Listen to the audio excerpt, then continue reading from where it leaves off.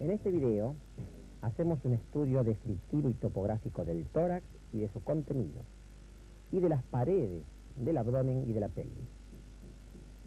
Vemos la glándula mamaria con su drenaje linfático. Describimos el aparato respiratorio con los pedículos pulmonares y la segmentación. Hacemos una división del mediastino, siguiendo los conceptos del profesor José Luis Martínez. El corazón lo presentamos con sus 6 caras, de acuerdo con lo señalado por el profesor Eugenio Gali. Correlacionamos los cortes anatómicos del tórax con las imágenes obtenidas sobre el mismo material por estudios tomográficos computados y por la resonancia magnética. Finalmente, mostramos las paredes del abdomen y de la pelvis y el trayecto en alegría.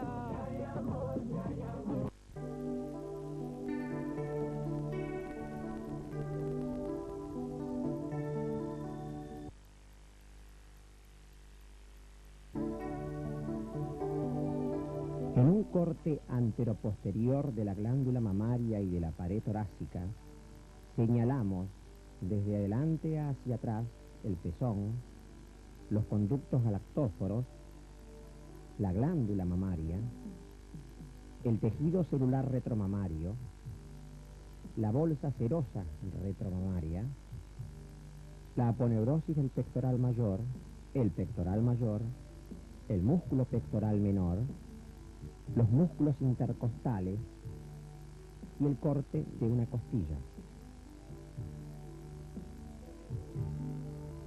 En el esquema de la vista anterior de esta mama derecha, la arteria subclavia, su rama descendente, la mamaria interna, y sus ramas perforantes para la parte interna de la mama, la rama torácica de la acromio torácica y la mamaria externa.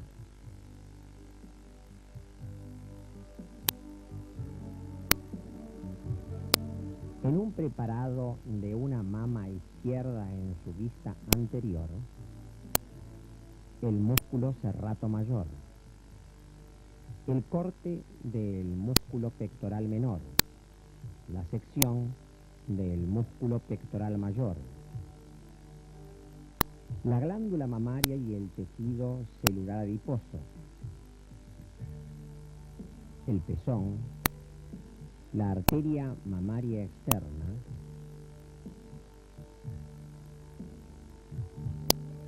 la rama torácica de la acromio torácica, perfora al pectoral mayor,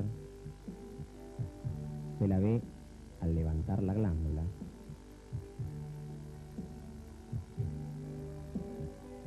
En el pedículo arterial interno, la perforante de la mamaria interna, la rama perforante de la intercostal interna y la perforante externa de la intercostal, el círculo arterial periareolar.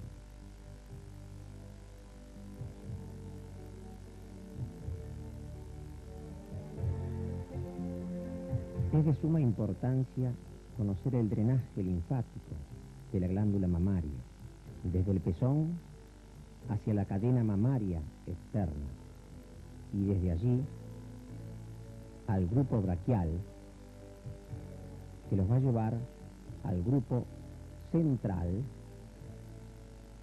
y luego al supraclavicular. La otra vía de drenaje, desde el pezón hacia la cadena mamaria interna, que va a llevar la linfa hasta el grupo supraclavicular. Y finalmente, la vía transpectoral, desde el pezón, atravesando los pectorales y llegando al grupo apical.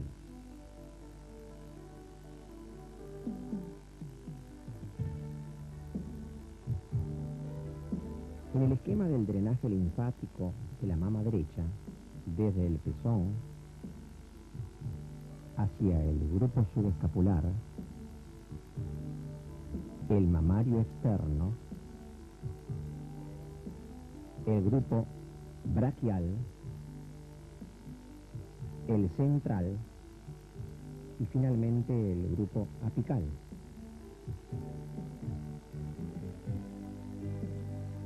Desde el pezón hacia la cadena mamaria interna, que sigue a la arteria mamaria interna.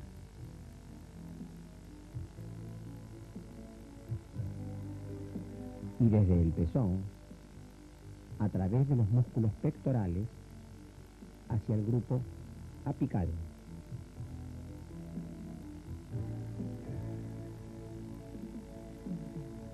En el esquema de los grupos ganglionares de la axila derecha, el grupo subescapular, el braquial, los dos grupos mamarios externos, el grupo central y finalmente el grupo apical. Desde allí, la linfa drena al grupo supraclavicular.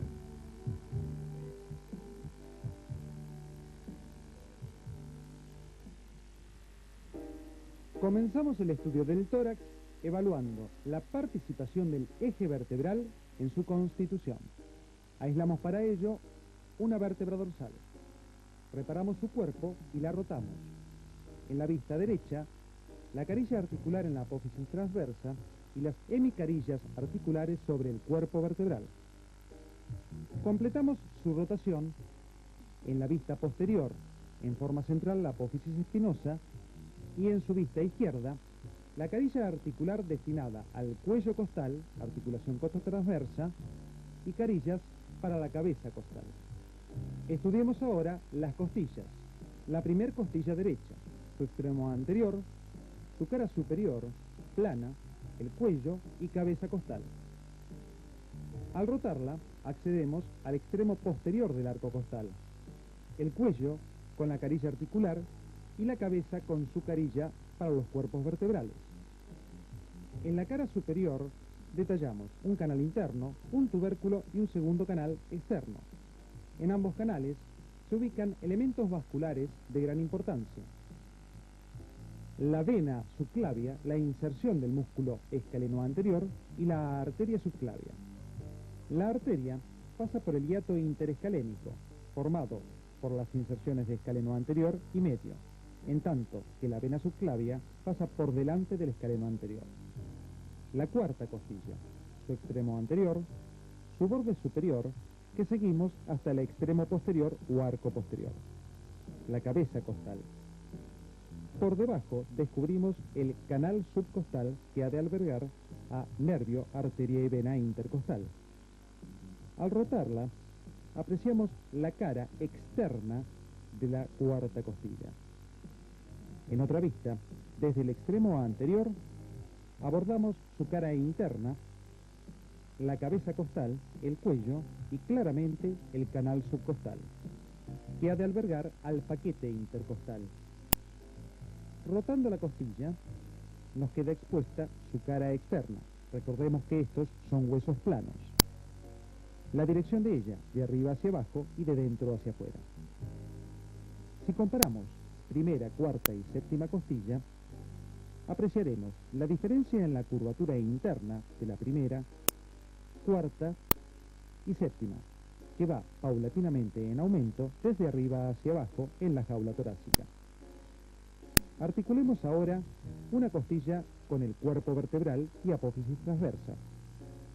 La cabeza costal se articula con las hemicarillas de dos vértebras sucesivas, al tiempo que el cuello lo hace con la apófisis transversa, articulación costotransversa. Rotemos la preparación para observarla en su vista dorsal. Claramente hemos de apreciar la articulación costotransversa, del género de las artrodias. Los arcos costales han de cerrar la jaula torácica articulándose por delante mediante formaciones cartilaginosas, los cartílagos costales. Ubicaremos en principio el esternón, el mango, el cuerpo y apéndices sifoides de este hueso plano. A ambos lados, los cartílagos costales, los primeros 7 de articulación directa con el esternón. Estudiemos ahora la jaula torácica en su totalidad. Reparamos la primer costilla, de situación horizontal. Los primeros 7 arcos costales se denominan verdaderos por su articulación a través de los cartílagos costales con el esternón. Los 5 restantes son falsos o asternales y los últimos se denominan flotantes por carecer de esta relación esternal. En la línea sagital hemos de situar a la columna vertebral y a ambos lados de ella, en relación con los arcos costales, los canales vértebros costales que han de albergar los bordes pulmonares de ambos pulmones. La situación de los espacios intercostales, oblicuos de arriba abajo, y el eje vertebral. En la vista lateral analizaremos los espacios intercostales, la primer costilla horizontal, y a medida que descendemos con los arcos costales, estos se dirigen de arriba hacia abajo y de atrás hacia adelante, determinando situación oblicua en esa dirección para el espacio intercostal limitado por ambos arcos costales. En la vista posterior, en el plano medio, hemos de ubicar a las apófisis espinosas, línea espinosa. A ambos lados, los arcos costales, sus caras externas, y las costillas flotantes. El nivel de la duodécima vértebra dorsal. El tórax cierra su base por un músculo, el diafragma. Lo estudiamos en este esquema. El centro frénico y en el folíolo derecho el orificio de acceso de la vena cava inferior. Por detrás y a la izquierda del mismo, el hiato esofágico, constituido por ambos pilares principales del diafragma. Por detrás de él y en forma central, el hiato aórtico, ubicado también entre los pilares principales del diafragma. Si nos alejamos, apreciamos ampliamente las inserciones diafragmáticas. De fuera hacia adentro, las inserciones costales y los arcos tendinosos formados por el diafragma. El arco destinado al paso del cuadrado lumbar y por dentro el arco tendinoso para el paso del músculo psoas. Ubiquemos algunos de los elementos nombrados. En la vista anterior, como reparo en el centro frénico, el orificio de la vena cava inferior. El esófago en el hiato esofágico. La aorta en su hiato aórtico. Por fuera, el primer arco tendinoso, el arco tendinoso del cuadrado lumbar, y por dentro, el arco del psoas, en situación paravertebral. Nos acercamos a esta región. El arco del psoas con su inserción vertebral y el pilar principal derecho del diafragma con su inserción en el cuerpo vertebral. Estudiemos el diafragma en su vista superior o endotorácica. El centro frénico con su folíolo anterior, folíolo izquierdo y el folíolo derecho. En él, el orificio de paso de la vena cava inferior. Por detrás y en forma central, el esófago en el hiato esofágico, la aorta y, al ampliar la imagen, descubrimos, junto con la aorta, por detrás y prevertebral, el conducto torácico. La vena lumbar ascendente, a la derecha de la aorta, y los nervios esplácnicos mayor y menor. Para ilustrar el diafragma, hemos diseñado la siguiente maqueta que observaremos desde arriba, al igual que el esquema, y desde atrás. El centro frénico, folíolo izquierdo, lo seguimos hasta el folíolo derecho y en él el orificio de la vena cava inferior.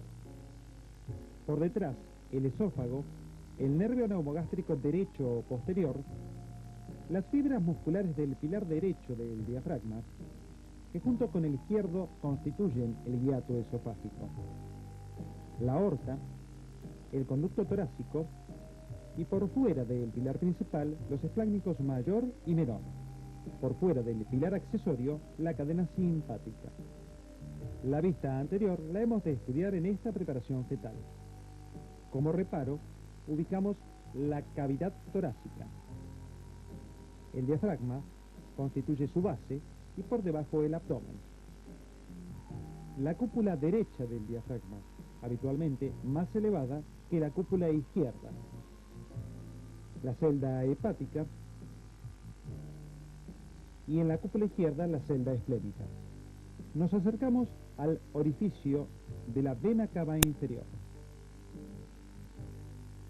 el hiato esofágico y en él el esófago y el nervio neumogástrico derecho o posterior. Por debajo y en forma central, el hiato aórtico, la aorta, por fuera del pilar principal, el pasaje de la cadena simpática laterovertebral y nervios espláncnicos.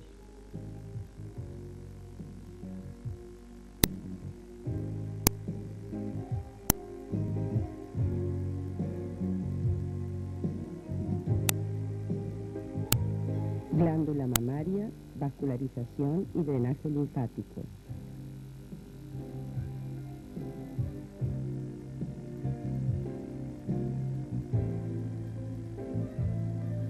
Articulaciones y músculos de las paredes del tórax.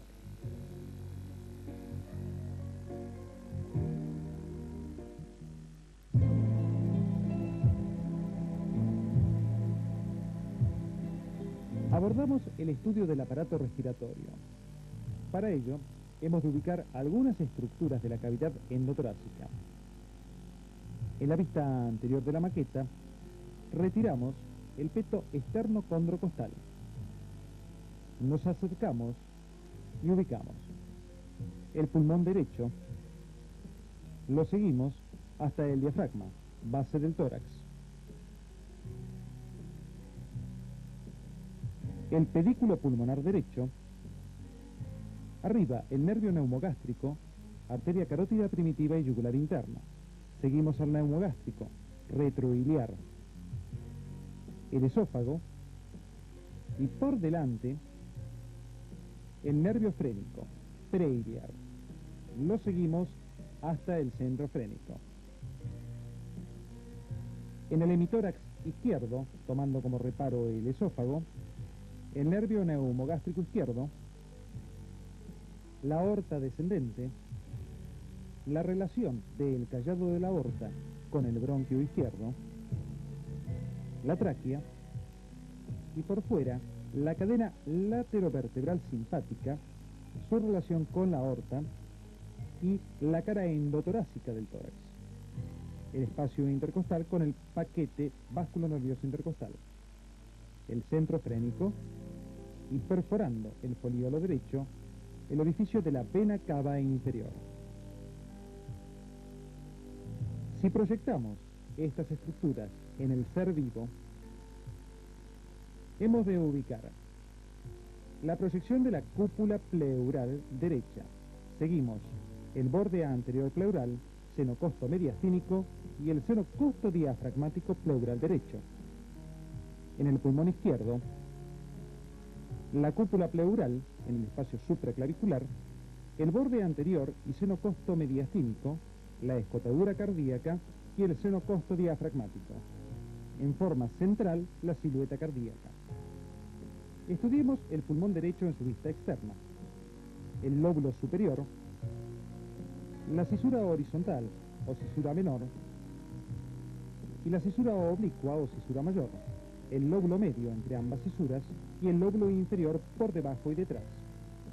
Al rotarlo, abordamos el borde anterior, habitualmente agudo, y al acceder a la cara mediastínica, los elementos del pedículo pulmonar, el bronquio, por delante de él la arteria pulmonar y debajo ambas venas pulmonares. Al alejarnos, observamos la llegada de la cisura oblicua o mayor al sector iliar. En el pulmón izquierdo, el lóbulo superior, en su cara costal, la cisura oblicua o cisura mayor, única en este pulmón, y por debajo y detrás la cara costal del lóbulo inferior. La rotación anterior de esta maqueta, el borde anterior en el que se destaca la escotadura cardíaca. En la cara mediastínica, el ilio pulmonar izquierdo, su elemento central, el bronquio. Por arriba, la arteria pulmonar. Delante y debajo, las venas pulmonares. Ambos pulmones están envueltos por una membrana, la serosa pleural. Esta, como toda serosa, consta de dos hojas. La primera, íntimamente adherida a la estructura, la hoja visceral. Esta se introduce en las fisuras constituyendo la pleura interlobar. Por fuera de ella, una segunda hoja, la parietal. Entre ambos, un espacio virtual, el espacio pleural. Si abordamos la cara mediastínica del pulmón derecho, comprenderemos dónde se produce la reflexión de estas hojas parietal y visceral. Lo hace en forma peripedicular, pleura pedicular.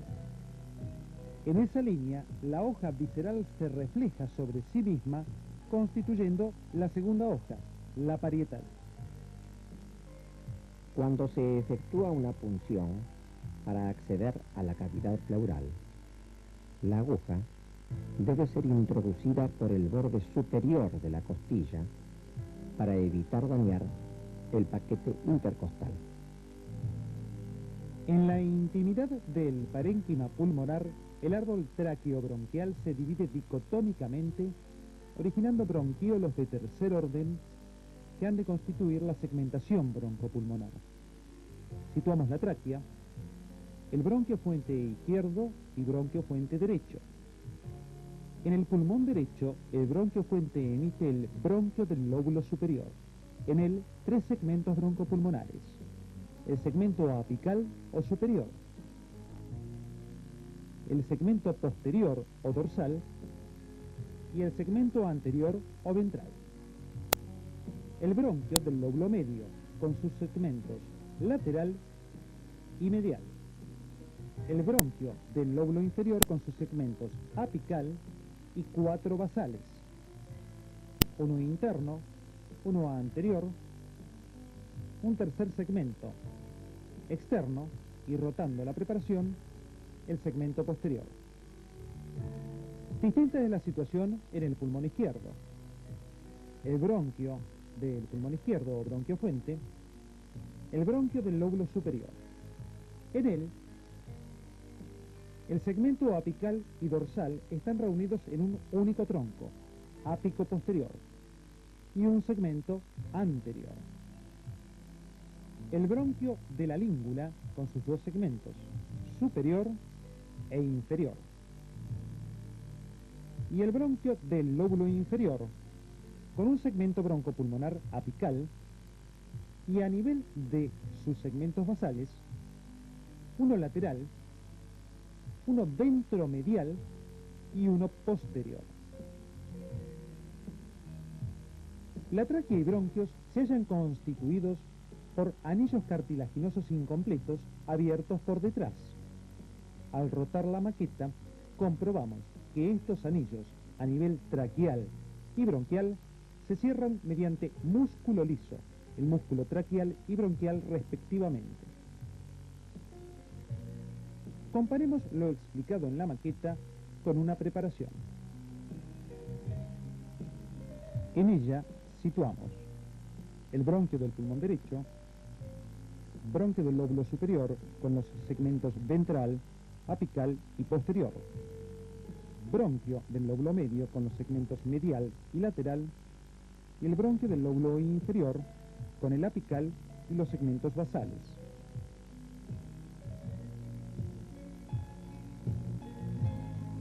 En el pulmón izquierdo, el bronquio fuente, bronquio del lóbulo superior, su segmento ventral y ápico posterior,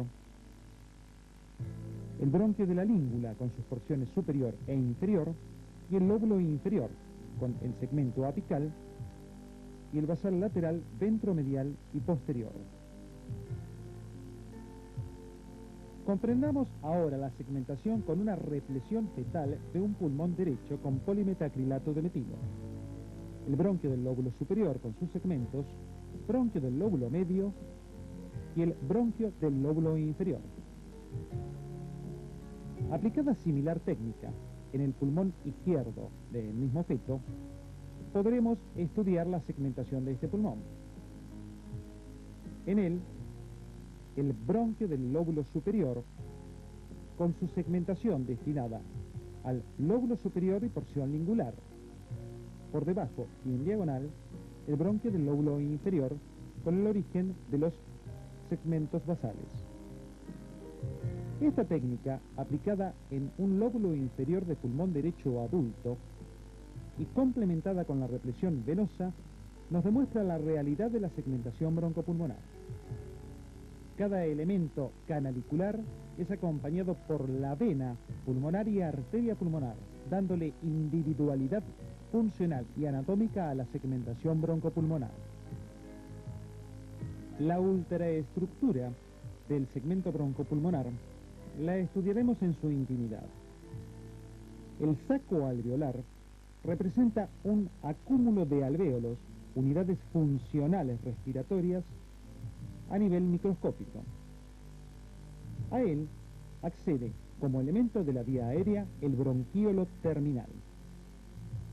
Este se distribuye dentro del saco alveolar, conectándose con cada uno de los alvéolos que representamos en la maqueta a través de dilataciones ampulares. Entre los alvéolos ubicamos los elementos vasculares, arteriales y venosos, las venas pulmonares, los elementos linfáticos de drenaje, los linfáticos pulmonares, y complementamos la observación con los elementos arteriales, la arteria pulmonar que ha de acompañar a la vena y elementos linfáticos, la distribución arterial que lleva la sangre carboxioxigenada hasta la intimidad parenquimatosa pulmonar, en donde se ha de producir el fenómeno de la hematosis o intercambio gaseoso. Describimos la arteria pulmonar y su situación interalveolar. Analicemos detalladamente el tema de la membrana interalveolar o pared interalveolar.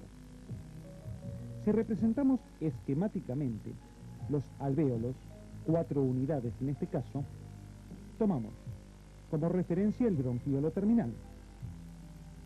El alvéolo representado como un espacio octogonal.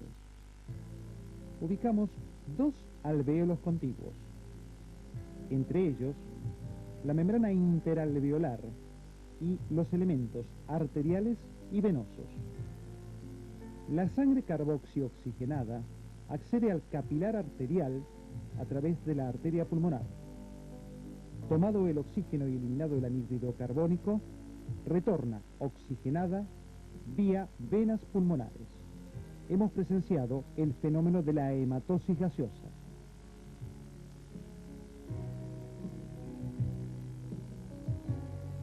Segmentación broncopulmonar.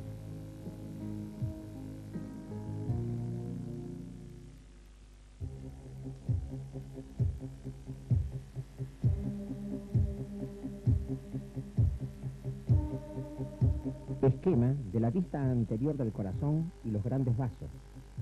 Señalamos la aurícula derecha, el ventrículo derecho o anteromedio, la orejuela de la aurícula izquierda o posteromedia, el ventrículo izquierdo.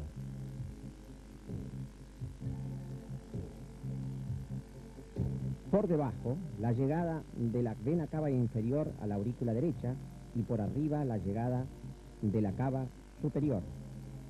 Aorta ascendente y callado de aorta. Tronco de la arteria pulmonar con su rama derecha y la rama izquierda.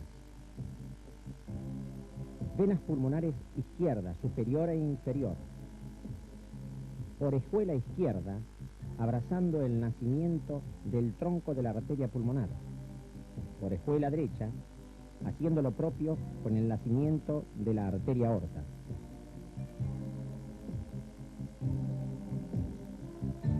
El corazón es un músculo hueco que actúa como bomba aspirante e impelente.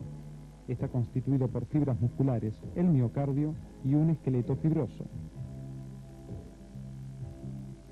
En su cara anterior, el ventrículo izquierdo, las paredes libres del ventrículo derecho y el tabique interventricular, con el detalle de la arteria coronaria izquierda. la orejuela izquierda, su relación con la arteria pulmonar, y hacia la derecha, la orejuela derecha y su relación con la aorta ascendente. La cara derecha del corazón se halla constituida por la aurícula derecha. La situamos. Por arriba, la desembocadura de la vena cava superior y por debajo, la vena cava inferior. El surco aurículo-ventricular derecho con el detalle de la arteria coronaria derecha. La cara posterior, formada por la aurícula izquierda o aurícula posteromedia. La ubicamos. El límite con la cara inferior, representada fundamentalmente por el ventrículo izquierdo. Abordamos ahora la cara izquierda del corazón. Está constituida por las paredes libres del ventrículo izquierdo. Detallamos la punta del corazón. Tomando la posición anatómica, ubicamos el eje mayor cardíaco, que forma un ángulo de 45 grados con la horizontal, representada por el músculo diafragma. Estudiemos la cara anterior cardíaca. En ella, la vena cava superior, la aurícula derecha, el callado de la arteria aorta, la arteria pulmonar con su rama izquierda, la orejuela izquierda y su relación con la arteria pulmonar. Descubrimos las venas pulmonares izquierdas y en la cara posterior la aurícula posteromedia, callado de la aorta y el tronco derecho de la arteria pulmonar y su tronco izquierdo. Acerquémonos a estos elementos vasculares. La aurícula izquierda, por arriba de ella el tronco derecho de la arteria pulmonar abrazada por el callado aórtico. Por último, la vena cava superior y el tronco brachiocefálico venoso. Estudiemos ahora la cara inferior del corazón. La situamos. Está constituida por la aurícula derecha, la desembocadura de la vena cava inferior y la cara inferior del ventrículo derecho y ventrículo izquierdo. Detallamos el surco auriculoventricular con el detalle de la arteria coronaria derecha y la ubicación del tabique interventricular con el detalle de los elementos arteriales y venosos. El límite con la cara posterior constituida por la aurícula izquierda o posteromedia. Abordemos ahora una vista derecha. Hemos mantenido los elementos respiratorios. Resecamos el tejido pulmonar correspondiente al pulmón derecho y detallamos por arriba del bronquio derecho la desembocadura de la vena ácidos mayor en la vena cava superior. Reparamos el bronquio derecho. Por delante, la rama derecha de la arteria pulmonar. Debajo, las venas pulmonares derechas superior e inferior. Abordemos la vista superior cardíaca. En ella encontraremos los grandes vasos, pedículo vascular cardíaco. Situamos el vértice del corazón o cara superior, la arteria pulmonar, su relación con la orejuela izquierda y la arteria aorta con su relación con la orejuela derecha. Por detrás, la vena cava superior. En la vista izquierda situamos la resección que se ha realizado del tejido pulmonar para exponer el árbol tráqueo-bronquial, el callado de la arteria aorta, la relación con el bronquio izquierdo, la arteria pulmonar izquierda y su relación por arriba del bronquio izquierdo. Por debajo, las venas pulmonares izquierdas. Estudiemos la relación de los grandes vasos cardíacos. En la maqueta, vista anterior, situamos la vena cava superior, la orejuela derecha y su relación con la aorta ascendente, la orejuela izquierda y su relación con la arteria pulmonar, su rama izquierda y rama derecha. Detallamos la rama derecha de la arteria pulmonar, abrazada en la concavidad del callado aórtico y situada por arriba de la aurícula izquierda o posteromedia. En la vista parasagital izquierda del corazón, situamos el ventrículo izquierdo, la orejuela izquierda, la ubicación de la arteria coronaria descendente anterior, el callado de la arteria aorta y las relaciones vasculares, el bronquio, tronco de la arteria pulmonar y rama izquierda de la arteria pulmonar. Por delante y debajo, las venas pulmonares. Esquema de la vista anterior de un corte vertical de cavidades cardíacas. Cava superior, aurícula derecha. Pasamos al ventrículo derecho, valva anterior de la tricúspide y valva interna. Llegada de las venas pulmonares a la aurícula izquierda, posteromedia. Pasamos al ventrículo izquierdo, valva posterior o menor y anterior o mayor de la mitral, aorta, valva posterior e izquierda de la válvula sigmoidea de la arteria aorta. Esquema de la pista lateral de la aurícula derecha abierta. Vena cava superior, llegada de la vena cava inferior y la válvula de Eustaquio, fosa oval, el anillo de Viesans, la cavidad de la orejuela derecha, el anillo de inserción de la valva interna de la válvula tricúspide, la llegada del seno coronario, la válvula de Tevesio, el tendón de Todaro o banda sinusal y la ubicación del triángulo de Koch. En su interior, el nódulo de Ayos-Tabara o aurículo ventricular. Estudiemos ahora la configuración interna de las cámaras derechas, aurícula derecha y ventrículo derecho. Los abrimos y de esta forma descubrimos el corazón derecho. Situamos la aurícula derecha a través del orificio auriculoventricular, con el detalle de una valva de la válvula tricúspide, la cámara ventricular derecha y el orificio de la arteria pulmonar. En la desembocadura de la vena cava superior, un elemento del sistema cardionector, el nódulo sinusal. En el triángulo de Koch, el nódulo aurículo-ventricular. Ambos elementos del sistema cardionector. Pasemos ahora al análisis de las cámaras izquierdas. Ubicamos el ventrículo izquierdo, la aurícula izquierda o posteromedia y el surco auriculoventricular. Los abrimos. Descubrimos la aurícula izquierda, el orificio auriculoventricular con el detalle de una valva de la válvula mitral, la cámara de entrada ventricular. En el corte parasagital derecho situamos la aurícula izquierda o posteromedia, el ventrículo izquierdo, el ventrículo derecho por delante. Desde la aurícula izquierda nos acercamos a las valvas de la válvula mitral. A través del orificio auriculoventricular accedemos al ventrículo izquierdo. Por arriba y delante de la aurícula media, el nacimiento del callado de la arteria aorta.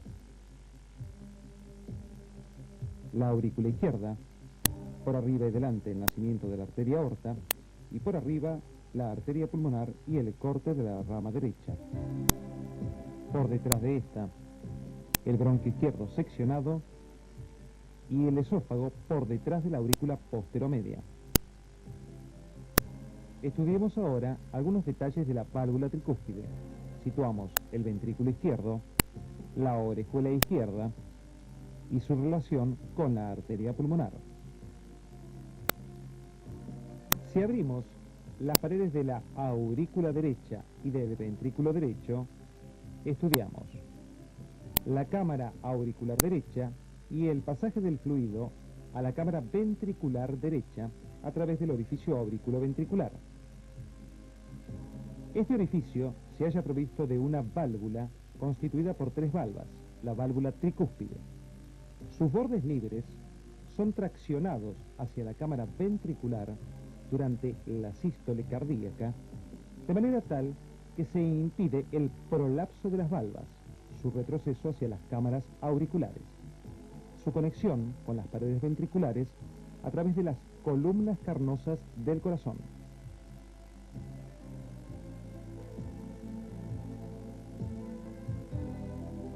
Para estudiar los orificios auriculoventriculares, observaremos un corazón en su vista superior. Detallamos el orificio auriculoventricular izquierdo, las valvas anterior y posterior de la válvula mitral y su orificio en forma de semiluna. Nos acercamos al nacimiento de la arteria aorta, el detalle del nacimiento de las arterias coronarias y en la profundidad las válvulas sigmoideas aórticas. La sangre desde la aurícula izquierda a través del orificio auriculoventricular ingresa a la cámara de entrada del ventrículo izquierdo, pasa luego a la cámara de salida y a través del orificio aórtico se eyecta por la arteria aorta. Abrimos ahora un corazón en su vista superior, resecando ambas aurículas. Situamos entonces el orificio auriculoventricular derecho y el orificio auriculoventricular izquierdo, por delante del nacimiento de la arteria aorta. Estudiemos los orificios auriculoventriculares, orificio izquierdo y orificio derecho. Por delante, la arteria aorta, la coronaria izquierda y por delante la arteria pulmonar. Nos dirigimos ahora a la válvula tricúspide, su valva anterior, valva posterior y valva interna. Pasamos ahora a la válvula mitral, su valva anterior o mayor y su valva posterior o menor. En la vista superior, resecadas ambas aurículas, situamos la orejuela derecha, el orificio auriculoventricular derecho, la relación de la orejuela derecha y la arteria pulmonar, el tabique interauricular y el orificio auriculoventricular izquierdo, la relación de ambas aurículas con el pedículo arterial, arteria pulmonar por delante, con el detalle de las válvulas sigmoideas, y por detrás la arteria aorta, con sus válvulas sigmoideas. Nos acercamos ahora al estudio de las válvulas sigmoideas.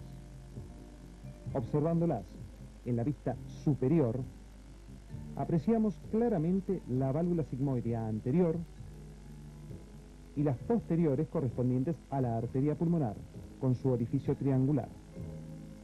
La arteria aorta con 2 válvulas sigmoideas anteriores y una posterior. Esta distribución se debe a la formación original del tronco arterioso fetal. Inicialmente, este presenta 4 valvas, una anterior, una posterior y 2 laterales. La formación del tabique helicoidal que ha de dividir el tronco arterioso determinará la situación definitiva de las válvulas sigmoideas. El miocardio ventricular posee 2 géneros de fibras, comunes o helicoidales, y propias para cada una de las cámaras.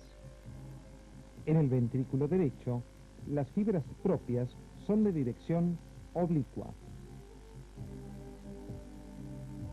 En el ventrículo izquierdo, casi circulares. El miocardio se halla irrigado por el sistema de las arterias coronarias. En la vista anterior, la aorta, el nacimiento de la arteria coronaria izquierda, la rama interventricular anterior o descendente anterior, las ramas parietales que de ella nacen. Seguimos el tronco de la arteria coronaria izquierda, la arteria circunfleja, las ramas destinadas al borde izquierdo del corazón, y siguiendo el borde auriculoventricular izquierdo, su terminación en las proximidades del tabique interventricular en la vista posterior. Retomando nuevamente la cara anterior, ubicamos el nacimiento de la arteria coronaria derecha. La seguimos en su origen por el surco auriculoventricular hasta su rama del borde derecho. Continuamos en la vista posterior y descubrimos la arteria interventricular posterior. Las arterias coronarias irrigan la totalidad del músculo cardíaco. El retorno venoso es realizado por vía de las venas coronarias. Seguimos la vena coronaria izquierda en el surco auriculoventricular izquierdo hasta el seno coronario. Abordando el borde izquierdo del corazón, la vena marginal izquierda. En la vista posterior, la vena interventricular posterior. Su desembocadura común en el seno coronario. Nos acercamos y descubrimos la ultraestructura de la irrigación coronaria. Situamos como referencia vena y arteria coronaria. Descubrimos los capilares de irrigación.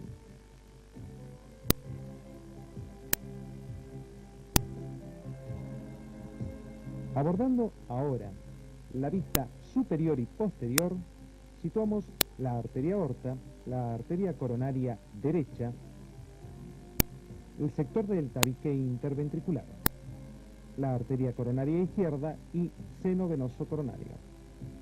Similar técnica aplicada en un corazón fetal nos permite estudiar los territorios vasculares, la arteria coronaria izquierda con su rama descendente anterior y la arteria coronaria derecha. Analicemos los territorios vasculares coronarios. Situamos el ventrículo derecho y nos dirigimos ahora hacia el ventrículo izquierdo. El territorio de la arteria coronaria izquierda, 2/3 anteriores del tabique interventricular y pared libre del ventrículo izquierdo. Los territorios de la arteria coronaria derecha, pared posterior del ventrículo izquierdo con el tercio posterior del tabique y paredes libres del ventrículo derecho. Los territorios comunes, en la pared anterior del ventrículo derecho y en la unión entre la pared izquierda y posterior del ventrículo izquierdo. La represión con polimetacrilato de metilo de un bloque cardiopulmonar fetal nos permite estudiar el pulmón, ventrículo izquierdo, la orejuela izquierda y la arteria pulmonar, la cámara ventricular derecha y aurícula derecha. En la vista anterior, la aorta, ventrículo izquierdo, ventrículo derecho y situación del tabique interventricular. En la cara posterior, la represión de la tráquea, el esófago y la aorta descendente. En la profundidad, la relación de la aurícula posteromedia y el esófago. Situamos el bloque cardiopulmonar en su vista anterior. El ventrículo derecho y aurícula derecha nos impiden observar las caras septales de las cámaras izquierdas. Retiremos el corazón derecho. Observamos cara septal del ventrículo izquierdo, la aorta y la cara septal de la aurícula izquierda. En la profundidad, las venas pulmonares derechas desembocando en la aurícula izquierda. Las ocultamos ahora con las cámaras derechas. Situamos el ventrículo derecho y la aurícula derecha. Esquema del sistema cardionector que gobierna el ritmo cardíaco. Señalamos el nódulo sinusal o de Katy-Flack. Los haces internodales que lo van a comunicar con el nódulo aurículo-ventricular o de Ashos-Tabara.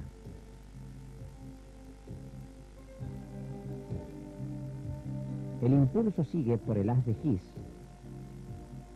la rama derecha, que se distribuye por el ventrículo derecho por la red de Purkinje.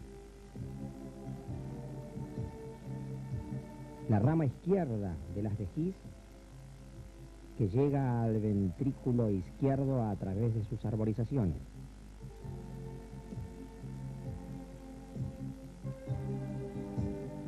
El ritmo cardíaco normal está dado por el automatismo del nódulo sinusal. Los impulsos generados por este nódulo llegan al nódulo aurículo-ventricular, que tiene un ritmo de menor frecuencia, a través de los fascículos internodales.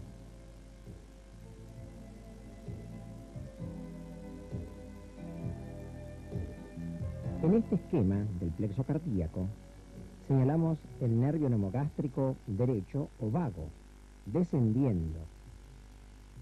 La cadena simpática derecha con los ganglios. La cadena simpática izquierda también con sus ganglios. Y finalmente, el nervio neumogástrico o vago izquierdo. Se observa las anastomosis entre todos estos troncos, constituyendo el plexo cardíaco preaórtico. El saco fibroso del pericardio envuelve el corazón y grandes vasos. Situamos el diafragma como referencia. Esta túnica fibrosa e inextensible envuelve totalmente las cámaras cardíacas. Presenta un orificio superior, el orificio vascular, para el paso de la vena cava superior, salida de arteria aorta y arteria pulmonar. Desde el orificio vascular, seguimos el saco fibroso con sus prolongaciones arteriales. En la vista anterior, el relieve de la aurícula derecha, que seguimos hasta el orificio de la vena cava inferior. La pared libre del ventrículo derecho,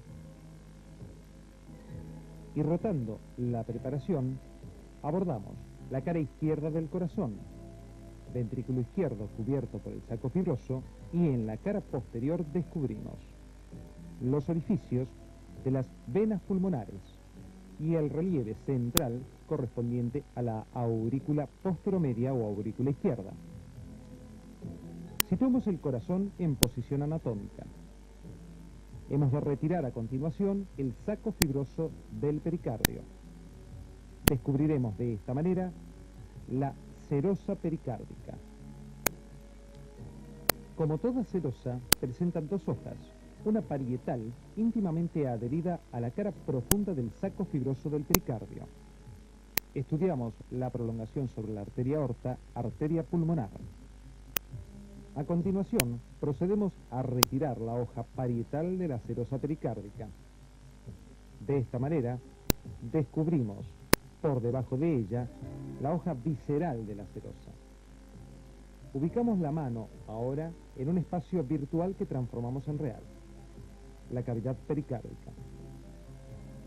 Retirada totalmente la hoja parietal, exponemos la hoja visceral de la serosa.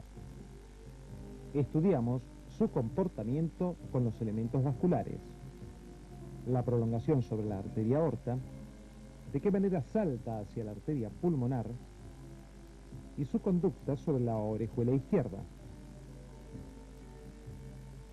En la cara posterior observaremos los sitios de reflexión de la hoja visceral hacia parietal. Comenzamos a analizarlos en el orificio de la vena cava superior.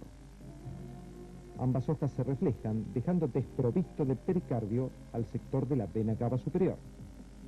Llegamos hasta la vena pulmonar derecha superior. Nos dirigimos a la vena pulmonar izquierda superior, situamos el receso interpulmonar superior, receso interpulmonar izquierdo y derecho.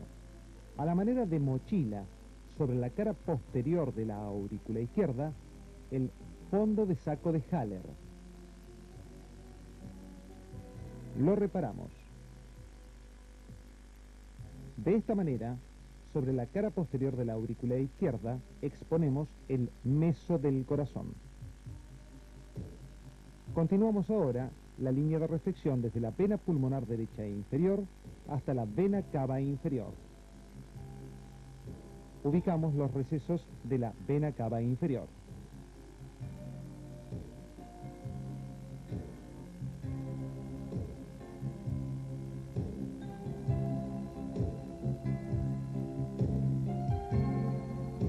Estudiemos ahora el comportamiento sobre la arteria aorta. Desde la vena cava superior, el pericardio seroso se dirige hacia la cara anterior de la aorta ascendente. Alcanza el nacimiento de los grandes vasos, cubriendo la aorta ascendente en su cara anterior.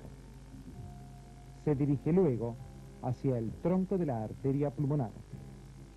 Salta la unión de ambos vasos y lo cubre en su cara anterior. Ubicaremos a continuación el seno transverso de Taylor. Sus límites anteriores, la aorta ascendente y la arteria pulmonar. Nos introducimos para abrazar el seno transverso. Lo cerramos. Ubiquemos sus límites posteriores.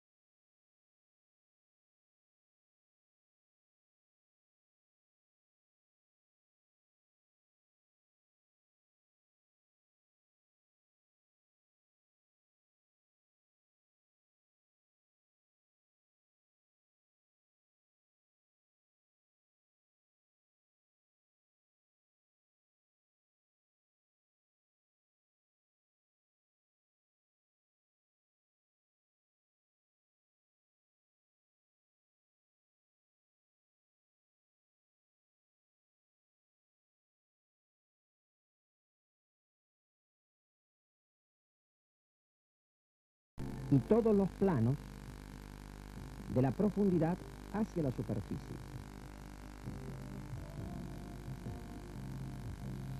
Configuración externa e interna del corazón.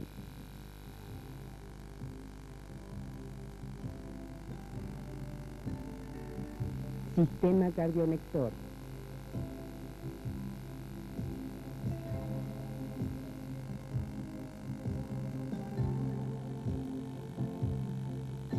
Pericardio.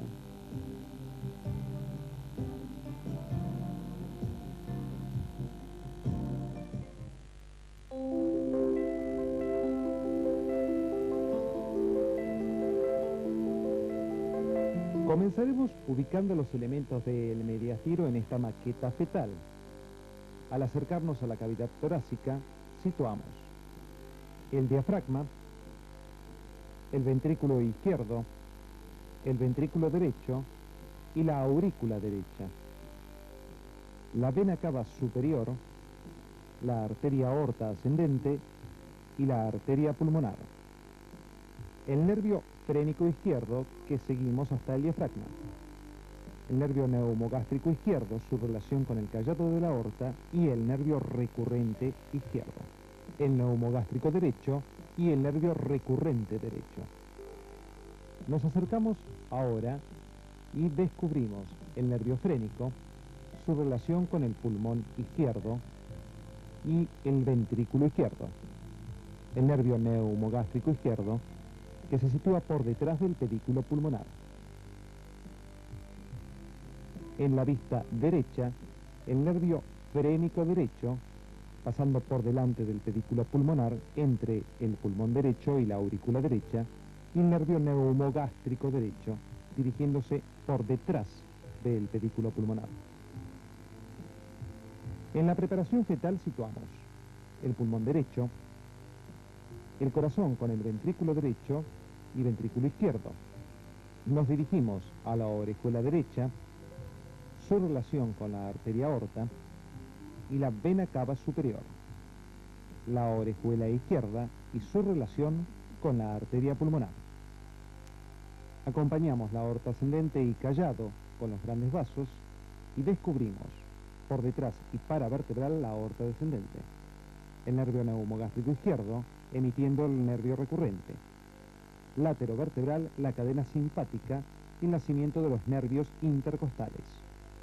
Por debajo, el centro frénico del diafragma, el hiato aórtico entre ambos pilares principales y la aorta abdominal. En el esquema de la vista lateral izquierda del mediastino, señalamos la pared anterior del tórax, el corazón y el pericardio fibroso que lo envuelve, el nervio frénico izquierdo que desciende por delante del pedículo pulmonar, llega al diafragma,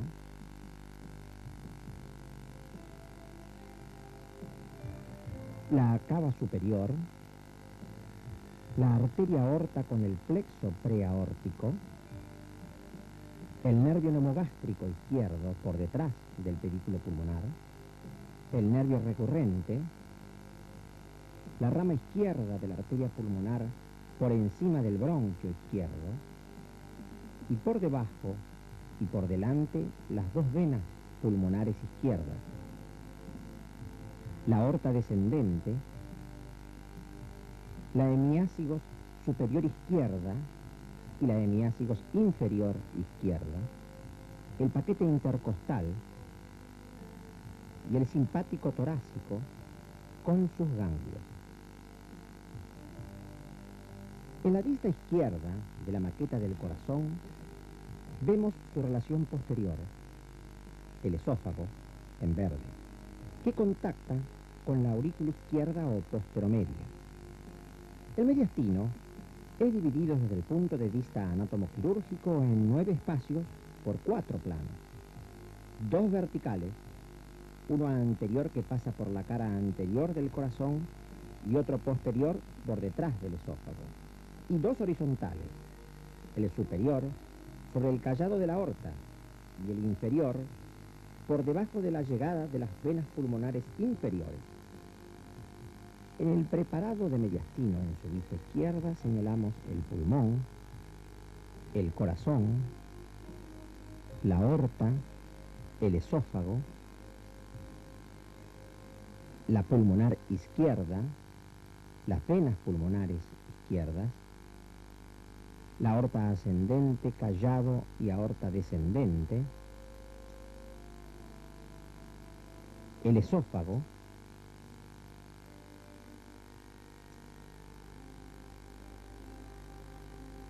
el nervio frénico descendiendo por delante del pedículo pulmonar, el neumogástrico, dando por debajo del callado el recurrente, en el ángulo esófago-traqueal, el neumogástrico por detrás del pedículo y lateralmente al esófago, la cadena simpática torácica, dando los nervios esplácnico mayor y menor, la salida de los vasos intercostales de la aorta descendente, los paquetes intercostales, constituidos por los vasos y nervios intercostales, el esófago, el recurrente en el ángulo diedro, formado por la tráquea y el esófago. En una vista lateral izquierda del mediastino, observamos los 9 espacios, 3 previscerales, superior, medio e inferior, 3 viscerales, superior, medio e inferior, y por detrás los 3 espacios retroviscerales, el superior, el medio y el inferior.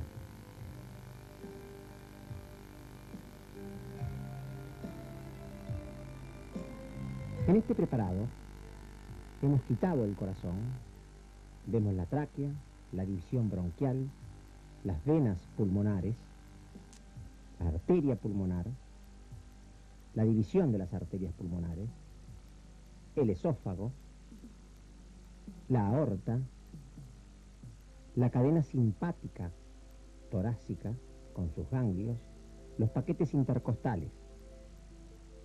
Si retiramos la aorta, distinguimos por detrás el esófago, señalamos el conducto torácico, el esófago, que reclinamos, el nervio neumogástrico, las venas ácigos,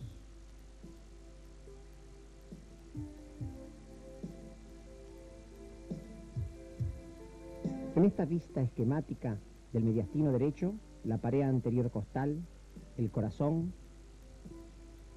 el nervio frénico.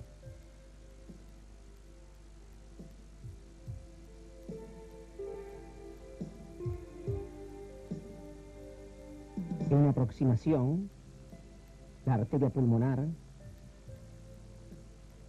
la vena cava superior, recibiendo el callado de la ácigos. Vena ácigos. Bronquio derecho, por delante las arterias pulmonares derechas, las venas pulmonares superior e inferior derechas, el esófago, el neumogástrico derecho, el conducto torácico.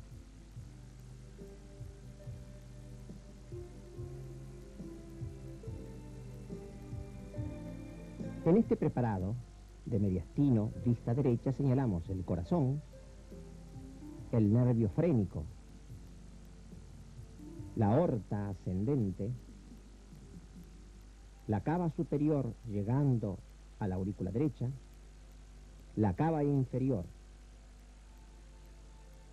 la ácigos, su callado, arribando a la cava superior.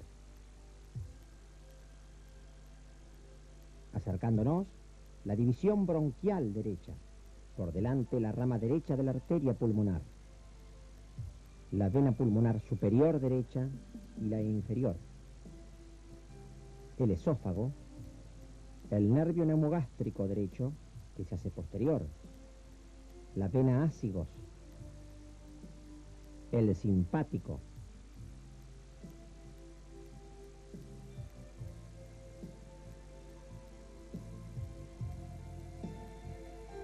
En esta imagen del mediastino derecho, al trazar los 4 planos correspondientes, tenemos los 9 espacios, 3 previscerales superior, medio e inferior, 3 viscerales superior, medio e inferior, y los 3 posteriores retroviscerales superior, medio e inferior.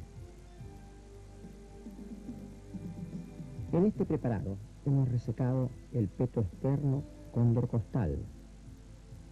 En su vista anterior, la clavícula derecha, la izquierda, los cortes de los cartílagos, el pulmón derecho y su pleura. Del otro lado, el pulmón izquierdo y su pleura.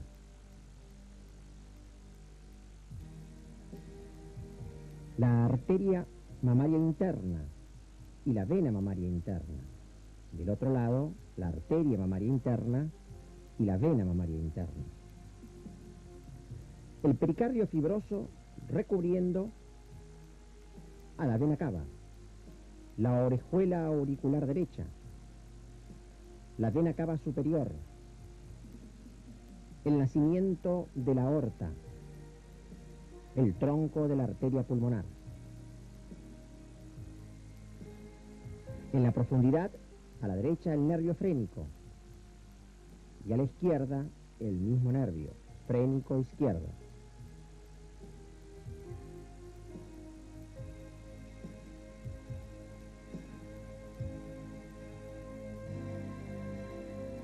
En esta vista posterior del mediastino, en su aproximación, señalamos los paquetes intercostales, la llegada al hemiácigo, la hemiácigos inferior izquierda, la superior izquierda, la aorta descendente, el esófago, el conducto torácico, el neumogástrico derecho, la vena ácigos. Retiramos los elementos del mediastino retrovisceral. Observamos el esófago seccionado, el pulmón derecho, la vena cava superior con la llegada del ácigos por encima del bronquio, el neumogástrico, la tráquea, el esófago, el conducto torácico, el callado de la arteria aorta, la rama izquierda de la pulmonar, la aurícula izquierda o posteromedia y la llegada de las venas pulmonares, superiores e inferiores, derechas.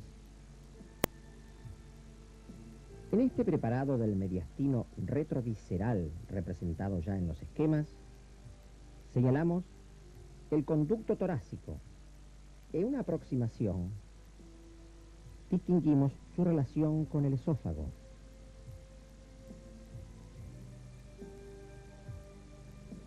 La aorta descendente la señalamos en todo su trayecto. Vemos la salida de las intercostales.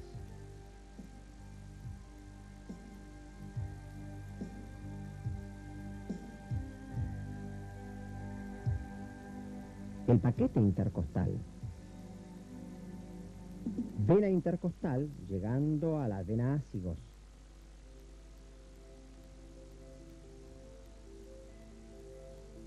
La cadena simpática torácica y sus ganglios. Los nervios intercostales.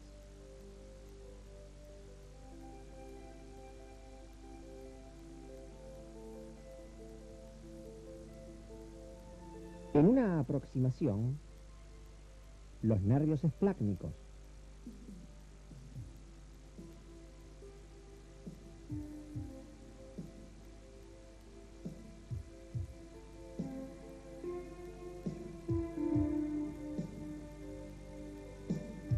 En la disección del mediastino, por la vía anterior, separamos la piel,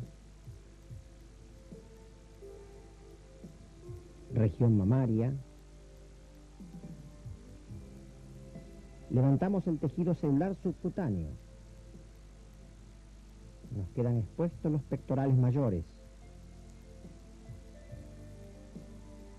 el reborde de inserción costal. Seccionamos y los levantamos juntamente con el pectoral menor, el esternón, las costillas, los músculos intercostales que ocupan el espacio intercostal. Retiramos el peto externo condrocostal. Nos queda a la vista en el centro del corazón con el pericardio fibroso y a ambos costados los pulmones. El borde anterior del pulmón derecho y el del pulmón izquierdo. El tejido celograso prepericárdico. Levantamos las lengüetas pulmonares. Retiramos el tejido graso prepericárdico. Nos queda a la vista el pericardio fibroso, recurriendo al corazón. Seccionamos el tejido precardíaco adiposo y lo retiramos.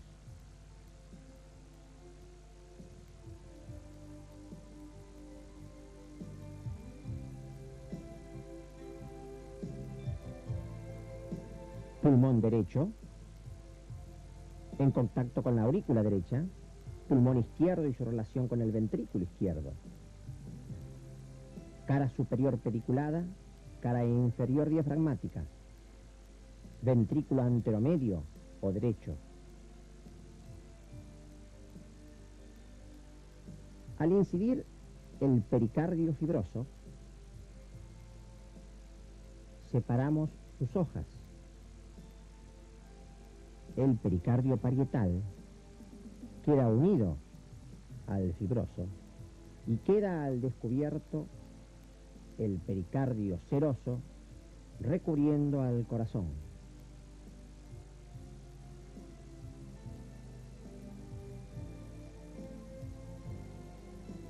Aurícula derecha, ventrículo derecho anteromedio, ventrículo izquierdo, orejuela derecha, orejuela izquierda.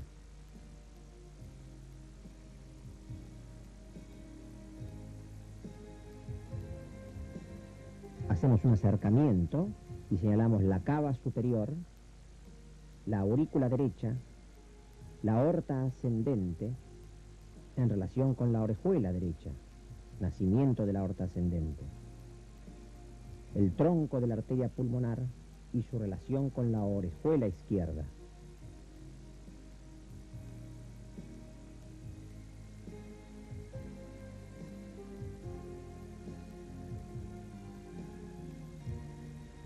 En esta aproximación, levantamos el corazón para distinguir su cara inferior.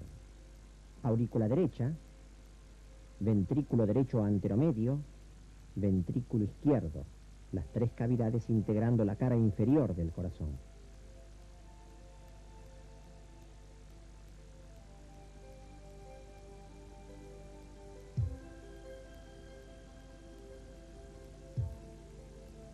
Levantamos nuevamente el corazón, seccionado la cava inferior, vemos el orificio, vemos perfectamente las tres cavidades que integran la cara inferior.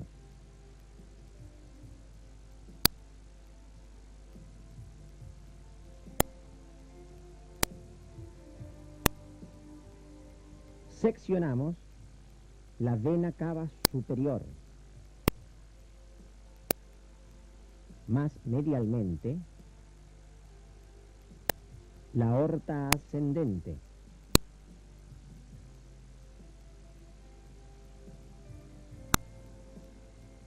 y ya hacia la izquierda el tronco de la arteria pulmonar.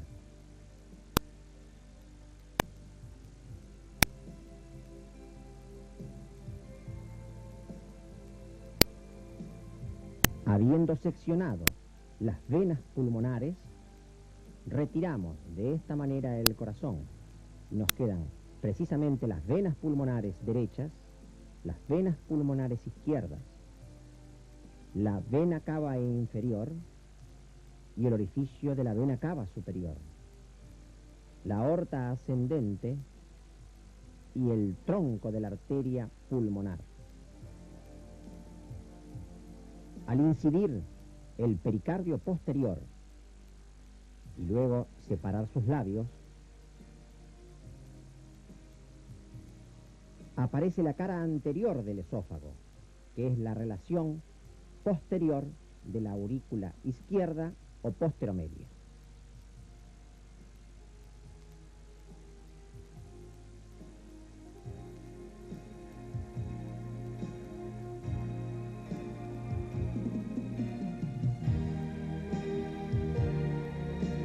División del mediastino.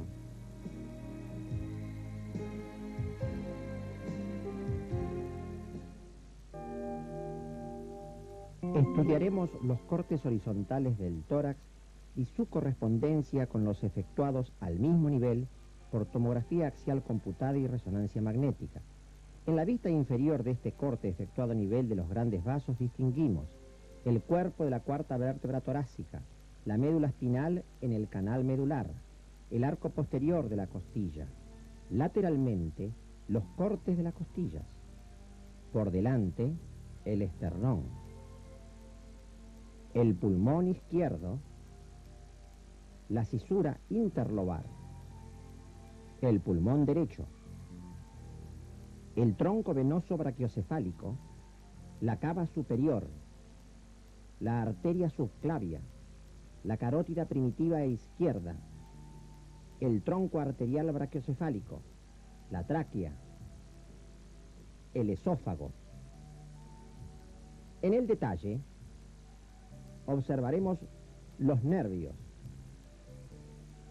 el neumogástrico y las ramas cardíacas izquierdas, el frénico izquierdo, el recurrente izquierdo, el neumogástrico derecho, el frénico derecho, el conducto torácico, la vena hemiácigos, el corte de los vasos intercostales.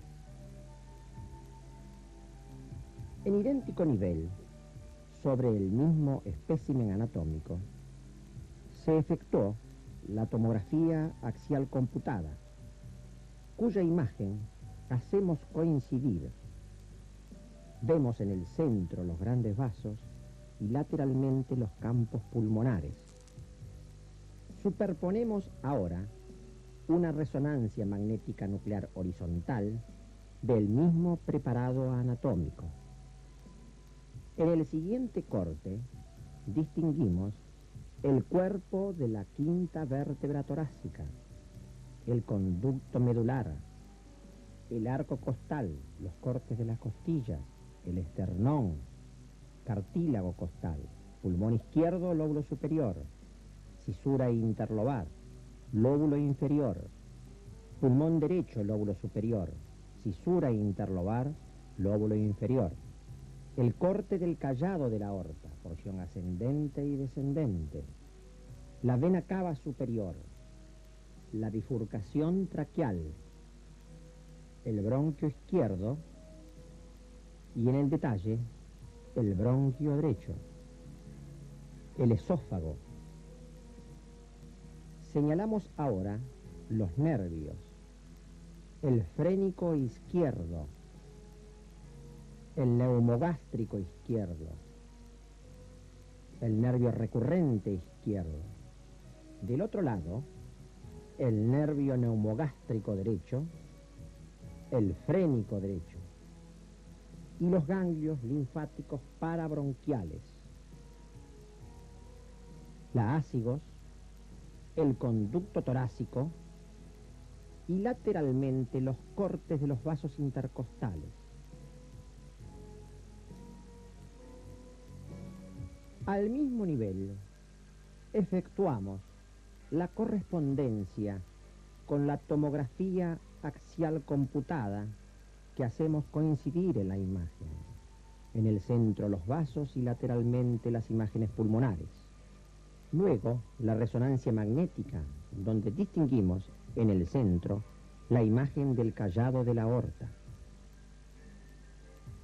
En el corte siguiente, efectuado a nivel de la séptima vértebra torácica, distinguimos el canal medular y la médula, los arcos costales y el corte de las costillas, el esternón, el lóbulo superior del pulmón izquierdo, la cisura interlobar y el lóbulo inferior, el lóbulo superior del pulmón derecho, la cisura y el lóbulo inferior, la aorta ascendente, el corte de la aorta descendente, el tronco de la arteria pulmonar, su rama izquierda y la rama derecha, la entrada de los vasos al pulmón,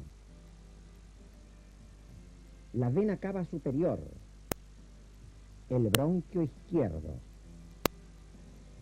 En el detalle señalamos el bronquio derecho, el esófago y los nervios, el frénico izquierdo, el frénico derecho, el nervio neumogástrico izquierdo y el neumogástrico derecho, la vena ácigos, el conducto torácico y los paquetes intercostales laterovertebrales. En el mismo nivel, y siempre con su vista inferior, hacemos coincidir la tomografía axial computada. Lateralmente distinguimos los campos pulmonares. En la resonancia magnética se observa en su centro el tronco de la arteria pulmonar, sus ramas y la vena cava superior. En el corte siguiente, a nivel del cuerpo de la octava vértebra torácica, el canal medular, la pared torácica, el esternón, el lóbulo superior del pulmón izquierdo, la cisura, el lóbulo inferior del pulmón izquierdo, el lóbulo superior del pulmón derecho, la cisura interlobar y el lóbulo inferior del pulmón derecho. En contacto con el esternón, la cavidad ventricular derecha o anteromedia. En contacto con el pulmón derecho, la aurícula derecha. En relación con el pulmón izquierdo, el ventrículo izquierdo. Y en relación con el esófago, por delante, la aurícula izquierda o posteromedia. Por delante de la misma, el nacimiento de la aorta. La aorta descendente. El nervio frénico izquierdo. La arteria coronaria izquierda, rama circunfleja. El nervio frénico derecho. El neumogástrico izquierdo y el neumogástrico derecho. La ácigos y el conducto torácico.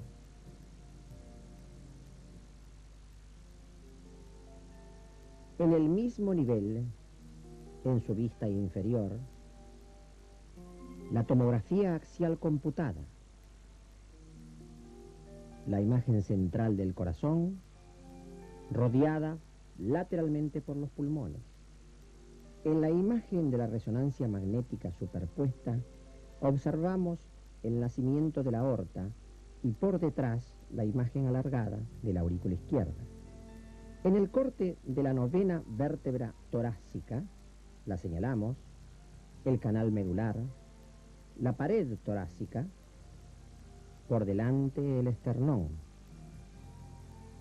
el lóbulo superior del pulmón izquierdo, la cisura y el lóbulo inferior del pulmón izquierdo. Del lado derecho, el lóbulo medio, la cisura y el lóbulo inferior del pulmón derecho. El esternón y su relación con el ventrículo derecho o anteromedio. El pulmón derecho, siempre en la vista inferior, en relación con la aurícula derecha. El pulmón izquierdo en contacto con el ventrículo izquierdo. Por detrás el esófago y la aurícula izquierda. La aorta descendente. Señalamos ahora los nervios frénicos, el izquierdo y el derecho. El neumogástrico izquierdo y el neumogástrico derecho ya casi posterior. Siempre en la imagen inferior del corte superponemos al mismo nivel la tomografía axial computada. En el centro la imagen cardíaca con sus cavidades, lateralmente los pulmones. La resonancia magnética nos muestra claramente las cavidades izquierdas. En el corte que pasa por la 10ª vértebra torácica en su vista inferior, el canal medular, lateralmente la pared torácica, el esternón en cartílagos, el lóbulo superior del pulmón izquierdo, la cisura y el lóbulo inferior del mismo pulmón. El lóbulo medio del pulmón derecho, la cisura y el lóbulo inferior del pulmón derecho. Por delante los cartílagos costales en contacto con el ventrículo derecho o anteromedio. El pulmón derecho y su relación con la cava inferior. El pulmón izquierdo en contacto con el ventrículo izquierdo. El esófago que perdió su relación ventral, aurícula izquierda. La aorta descendente. La ácigos. Y ahora señalamos los nervios. El frénico izquierdo. Del otro lado, el frénico derecho. Y en su relación esofágica, el nervio neumogástrico izquierdo o anterior y el derecho o posterior. En la superposición de la tomografía axial computada, vista inferior, distinguimos la imagen central cardíaca y sus cavidades.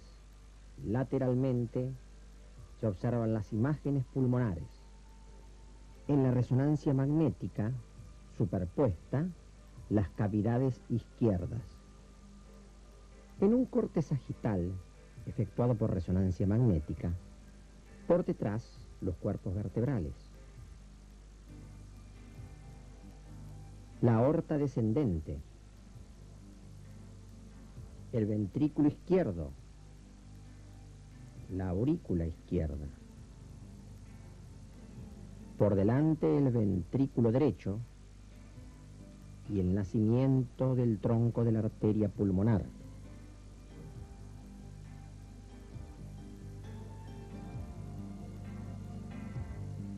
En un corte frontal efectuado por resonancia magnética, señalamos el diafragma,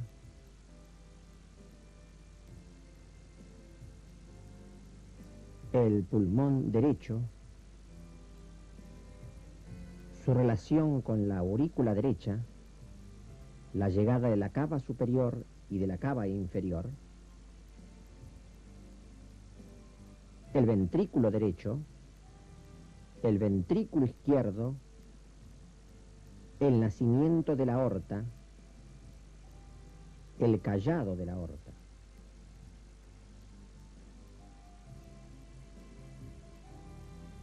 En un corte efectuado también por resonancia magnética, pero más posterior, señalamos el diafragma, el pulmón derecho, el bronquio derecho, el bronquio izquierdo, su división a nivel de la carina, la tráquea y el corte de la aorta por encima del bronquio izquierdo.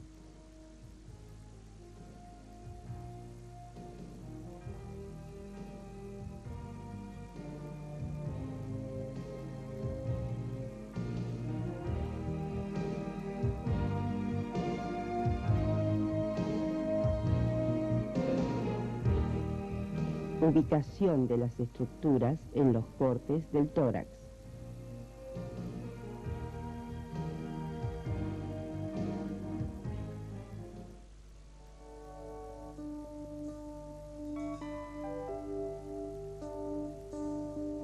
Analizaremos los componentes musculares de las paredes abdominales. Situamos en la vista anterior la cavidad torácica, los extremos anteriores de las últimas 4 costillas, el hueso coxal con su borde superior, cresta ilíaca, la espina ilíaca anterosuperior y siguiendo el arco crural por delante del borde anterior del hueso coxal, llegamos a la espina del pubis. Reparamos la línea medio abdominal. En el sector posterior representamos el músculo cuadrado lumbar, que se extiende desde las últimas costillas hasta el borde superior del hueso coxal. Las inserciones y sus arcos musculares sobre las apófisis transversas, sus fibras oblicuas descendentes, ascendentes y longitudinales. Nos acercamos ahora a los músculos anchos de la pared abdominal. Ubicamos el reborde costal, la pared muscular hasta la cresta ilíaca, arco crural y espina del pubis. Ubicamos, en principio, la pared muscular profunda, representada por un músculo, el músculo transverso del abdomen. El sentido de sus fibras es horizontal desde atrás hacia adelante. Las ubicamos. La emergencia de las ramas anteriores de los nervios intercostales y las ramas perforantes laterales. Seguimos el borde de sección del segundo músculo de profundidad a superficie, el oblicuo menor con fibras oblicuas ascendentes. Por último, el músculo superficial, el oblicuo mayor, con sus fibras oblicuas descendentes, de arriba hacia abajo y desde fuera hacia adentro. La espina ilíaca anterosuperior y las fibras comunes del oblicuo menor y transverso, tendón conjunto. Por debajo, el arco crural, piso del trayecto inguinal, y en la profundidad la fascia transversalis, su pared posterior. Ubicamos el trayecto inguinal. Dirigiéndonos a la cara anterior de la pared abdominal, la pared posterior de la vaina de los rectos, donde se ha de ubicar el músculo recto mayor del abdomen. El músculo transverso posee fibras horizontales, que representamos en la maqueta.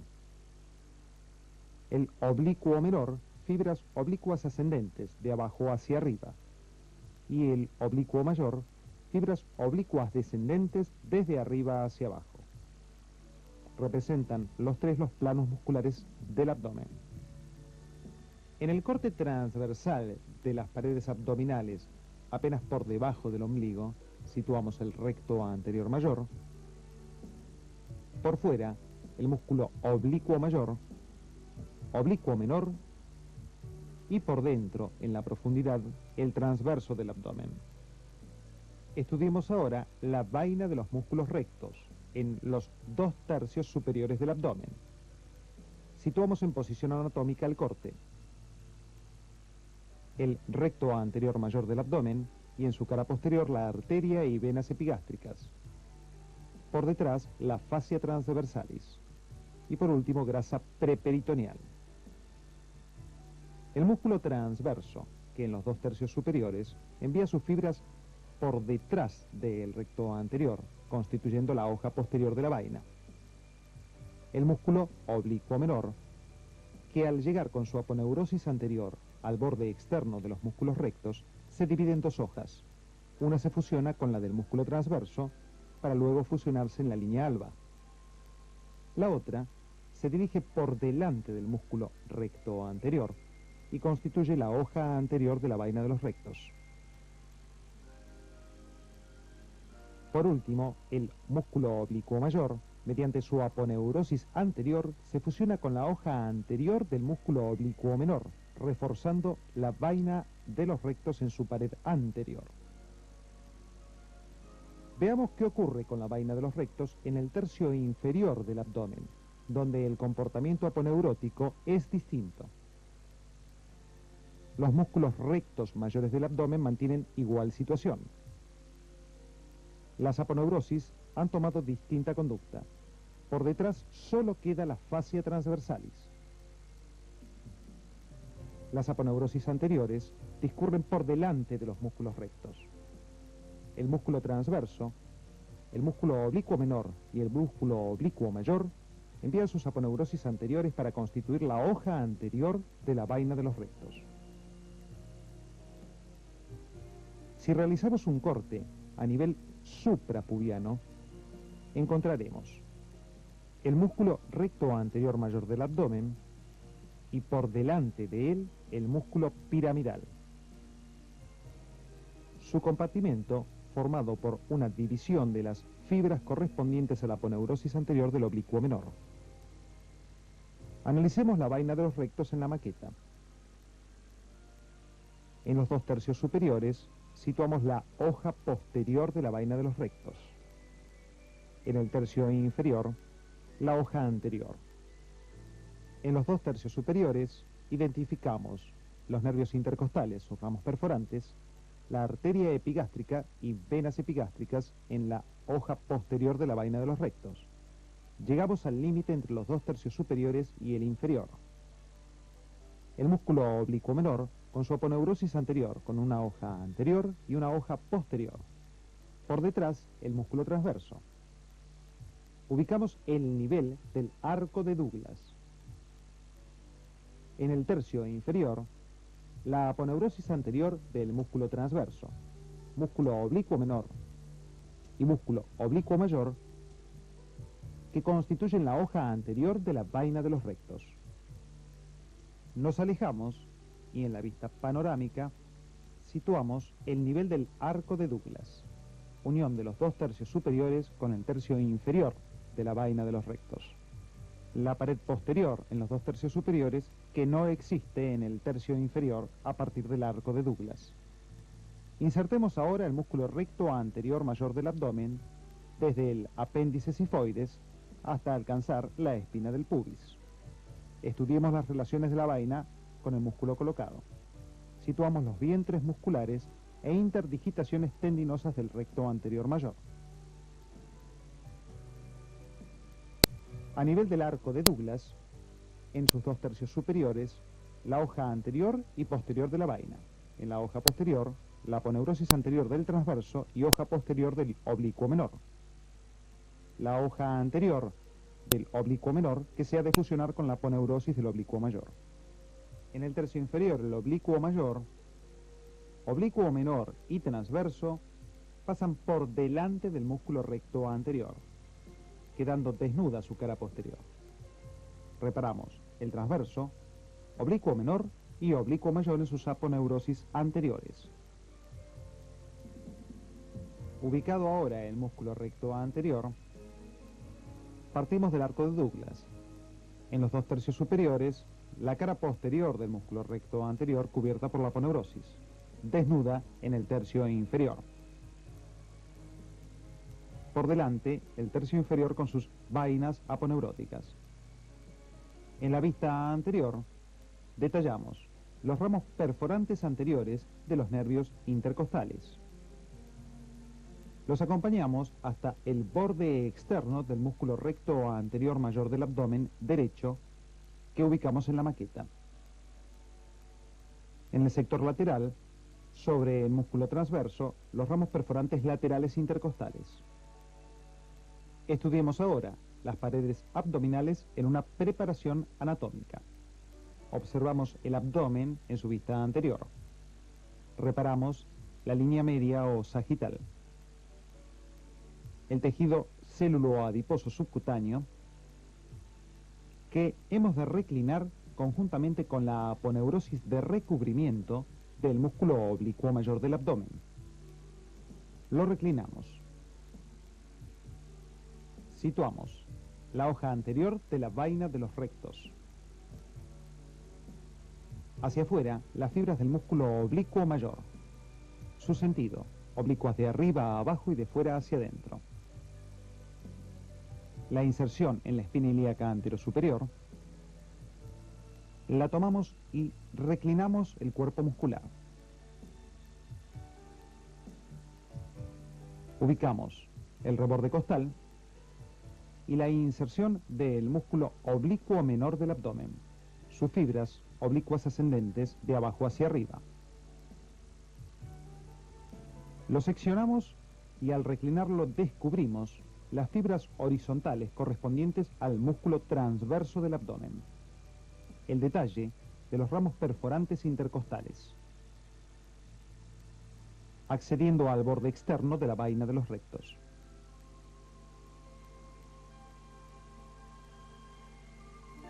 Estudiemos ahora la constitución de la hoja anterior de la vaina de los rectos en los 2/3 superiores de la pared abdominal. Partiendo de la línea media, tomamos la hoja anterior y la reclinamos. Descubrimos entonces el recto anterior mayor del abdomen. Lo exponemos. Las interdigitaciones y vientres musculares. Al reclinarlo, los nervios intercostales que le han de proporcionar su inervación, la hoja posterior de la vaina y el arco de Douglas. En la profundidad y en relación con la cara posterior del recto, la arteria epigástrica y venas epigástricas. En el tercio inferior, a nivel suprapúbico, descubrimos el músculo piramidal del abdomen. Estudiaremos a continuación el trayecto inguinal. Lo analizaremos en el siguiente esquema. La pared anterior del trayecto inguinal está formada por la aponeurosis anterior del músculo oblicuo mayor. El piso por la arcada crural, inserción entre espina ilíaca y pubis. Ubicamos el pilar externo e interno y las fibras arciformes que cierran el orificio superficial. El músculo oblicuo menor, seccionado y reclinado, constituye el techo del trayecto inguinal. Lo seguimos hasta su inserción pubiana. En la profundidad, el músculo transverso del abdomen continúa el trayecto del oblicuo menor y se inserta en el pubis. Ambos constituyen el tendón conjunto. El contenido del trayecto está dado por el cordón espermático en el hombre y ligamento redondo en la mujer. La cara posterior, por último, es la fascia transversalis. Situamos el orificio superficial del trayecto inguinal, próximo a la línea media, dado por los pilares externo e interno del oblicuo mayor, y el orificio profundo, lateral, empunteado. Está constituido por un repliegue de la fascia transversalis, fascia que forma la pared posterior del trayecto inguinal. Pasemos a continuación a estudiar el trayecto inguinal en la maqueta. Situamos espina ilíaca anterosuperior y espina del pubis. Nos acercamos. La aponeurosis anterior del oblicuo mayor, la porción gimbernática de su inserción y el orificio superficial, pilar interno, fibras arciformes y hacia afuera el pilar externo.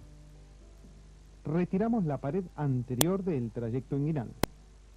Seccionamos para ello la porción gimbernática y conservamos el arco crural, piso del trayecto inguinal. Situamos espina ilíaca anterosuperior, arco crural hasta la espina del pubis. El tendón conjunto en el techo del trayecto, el orificio profundo y por transparencia la pared posterior constituida por la fascia transversalis. Observamos los vasos epigástricos, arteria y dos venas epigástricas contorneando el orificio profundo del trayecto inguinal. Ubicándonos ahora en la cara anterior, la situación del orificio superficial. La pared posterior del trayecto inguinal, formada por la fascia transversalis, posee elementos de refuerzo que pasamos a analizar.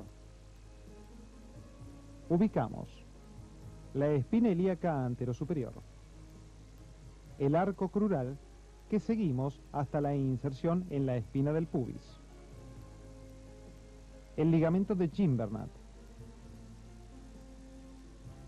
la cintilla iliopectínea, limitando el anillo crural por dentro y el conducto ilíaco por fuera.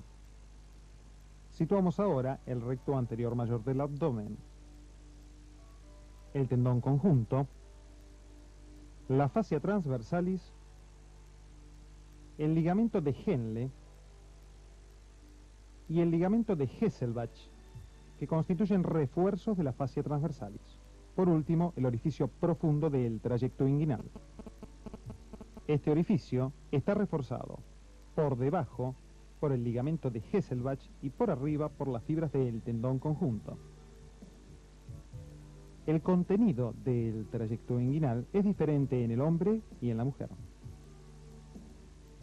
En el hombre hemos de encontrar en él el cordón espermático.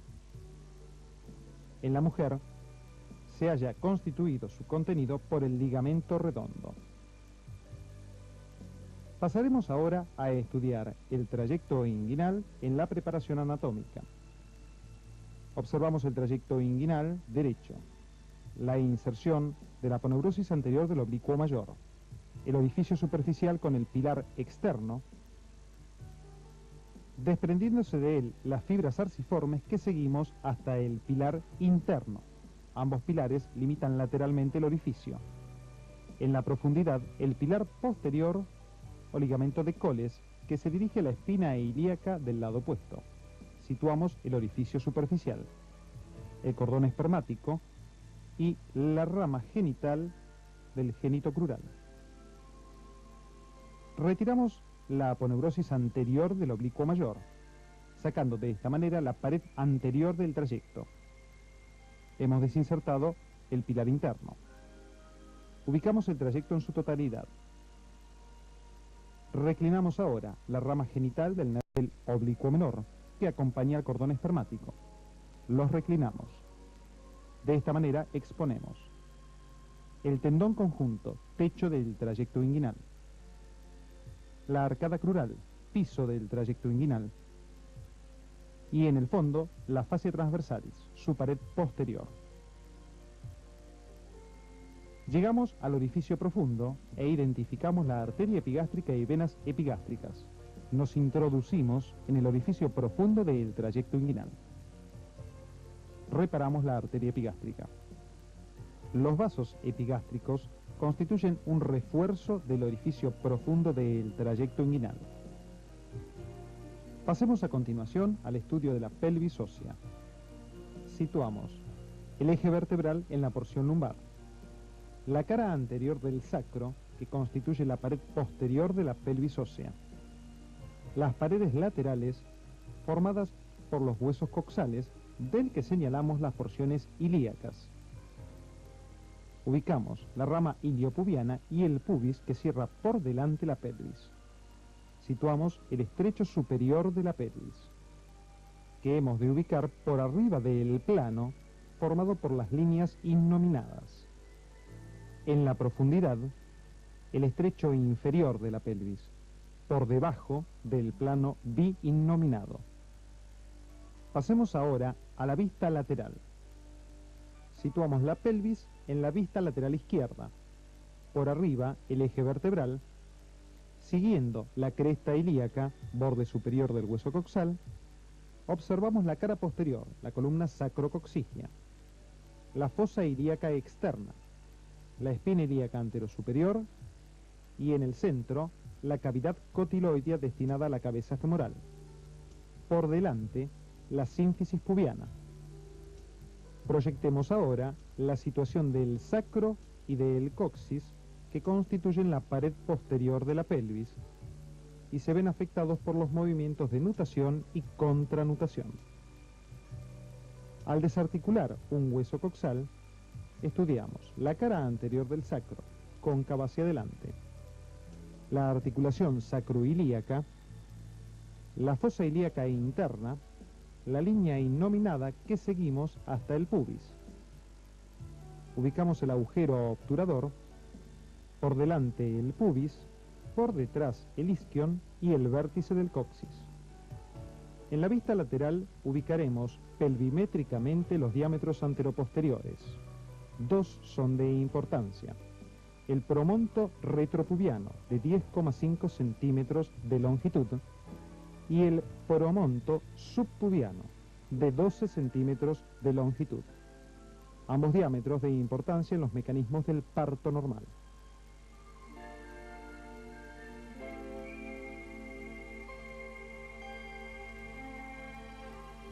Paredes de abdomen,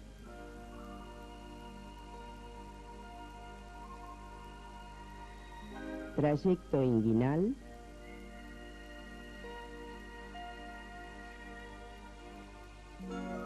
paredes de pelvis.